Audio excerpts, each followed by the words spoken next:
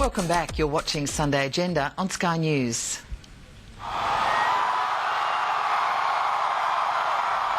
A year ago this week, America elected its first black president. He came to power on an ambitious program of reform. But where does that reform stand today? On the very anniversary of his election, his Democratic Party was beaten in 2 state governors' elections. The Republicans are claiming Americans are already over Barack Obama. Well, how is he travelling? James Fallows is chair in US media at the US Studies Centre at Sydney University and an influential essayist for the Atlantic Monthly magazine who was chief speechwriter for President Jimmy Carter. I spoke to him earlier. James Fallows, thanks very much for joining us. My pleasure. Now, President Obama's first year had a huge amount of promise, but there has been not a lot of real progress on some of the key issues that he campaigned very hard on. Healthcare reform, tertiary education becoming cheaper, you know, a number of things, climate change legislation.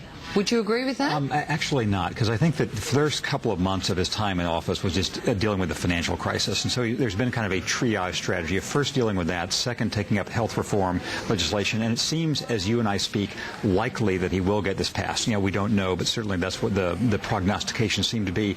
If so, that's something Bill Clinton couldn't achieve, and that would be the first such bill since the time of Lyndon Johnson. So I think that while any president comes to earth when he deals with the complexities of office, I think it hasn't been a huge disappointment. He started out with an approval rating approaching 70%, and yet he's been blocked on so much. Let's talk about the approval ratings. He won about 53% of the vote, which is about what his approval ratings are now. And I think the very high ratings early on suggested something where America felt good about itself to have this historic step of a non-white president. So there was some self-congratulation going on there. And it is a long slog. Usually the first year of a president's term doesn't really determine the future course. For example, Ronald Reagan, a successful 2-term president, had a very, very difficult first term with the economy going to 12% unemployment. So I think that it's, yes, there's a descent to earth which is predictable in this kind of circumstance. But would you say there is disappointment amongst many in the American population about his progress so far? Well, I think there's certainly opposition. The Republican Party, they gave him 0 votes for the economic stimulus plan, and probably 1 vote he'll get in the Senate for his health plan. So there is opposition, and among some of his liberal supporters, there's a wish that he would be going faster on issue X, Y, and Z. But again, it's a compared to what question. Compared to, I think most of his supporters feel better than they did in the previous 8 years. But do you think it's fair enough to say that the expectations of him during the campaign, fueled in part by his own strong rhetoric of yes, we can change things, that those expectations were then too high and they're bound to be dashed? I think the point is they're bound to be dashed, and this is something which is built into the strangeness of the American political system, where presidents who come in with a big, interesting personal story and reform mandate, like Ronald Reagan, like even my one-time employer Jimmy Carter in his time, they always come in somewhat more popular than they then seem when they have to get their hands on all the mechanics of government, which involves inevitable trade-offs, inevitable compromises. Every single issue that comes to the president is an impossible one.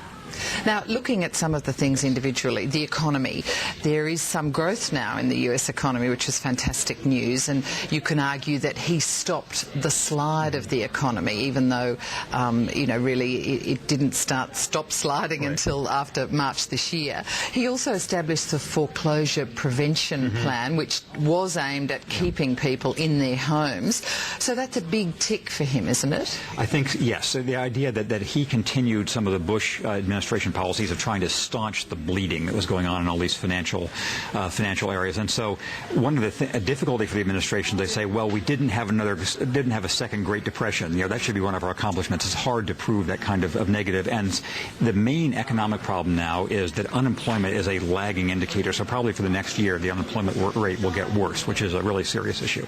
On the other hand, on the economic issues, he hasn't moved very far, or some would say really at all, on financial reform. reform that was promised? I think that probably is the biggest area of disappointment. Some people say that the memory of the near catastrophe has passed too quickly, that a year ago it would have been possible to get a whole lot of reforms done with Wall Street, and now the bankers are starting to get big ideas again. So yes, I think I would personally identify that as the biggest missed opportunity.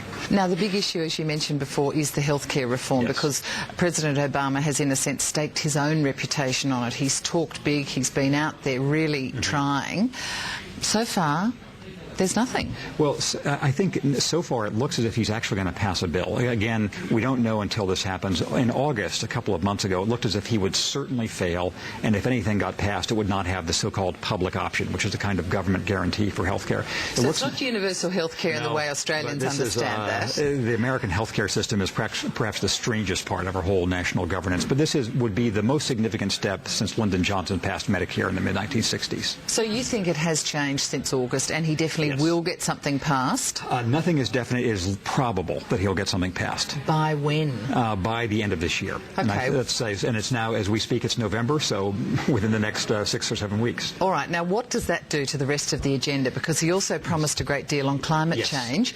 Will America not have legislation, not have targets, not have a trading system in place before the Copenhagen meeting in December? It is almost impossible that the U.S. will have those things in place before a Copenhagen conference. So I think what will happen is if Obama had been beaten on the health care plan, if he is beaten on it, it'll be much harder to do anything else after that. So I think if he wins on this, then the next in the triage chain is dealing with climate change. And they'll have to go to Copenhagen saying to the Chinese, saying to the Australians, the Europeans, okay, we're ready to deal with this now. Here are the plans we're going to put on the table, and let's all see what we can do.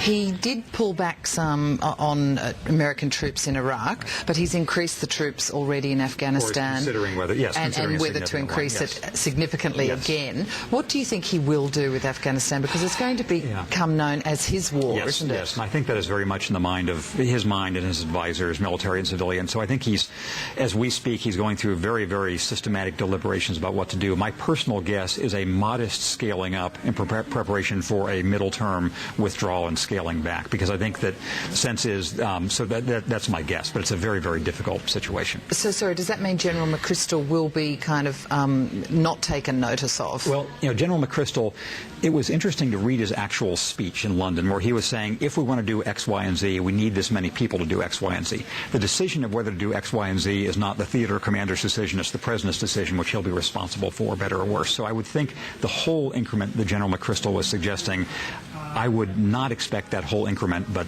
we'll see. Looking at other things, now you were a speechwriter for Jimmy Carter. Yes. You must have been very young at the time. I was a tot.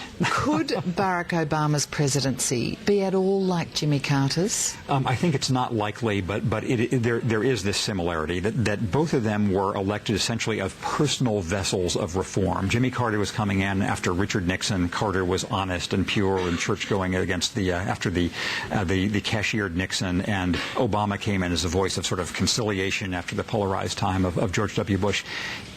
It appears that Obama has more developed political skills than Jimmy Carter did, and that is what we'll have to see. Just a curious issue. The president has virtually declared war on the Fox TV network in the United States. Now, presumably he's done that because they don't agree with him and they openly criticise him. But is that a good move for him? I recognize the delicacy of discussing this topic here within the larger family. Not at all.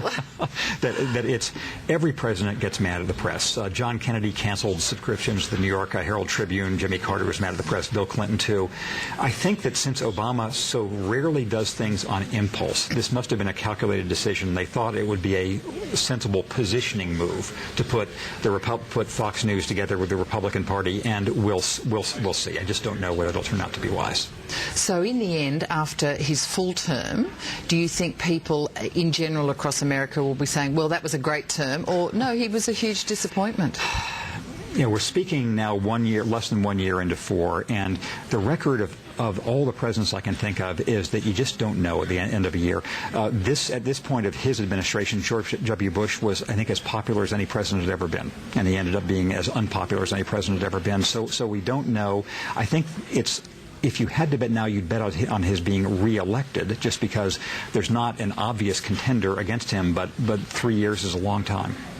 James Fallows, we'll leave it there. Thank you so much for coming in to talk to us. My pleasure. Thank you.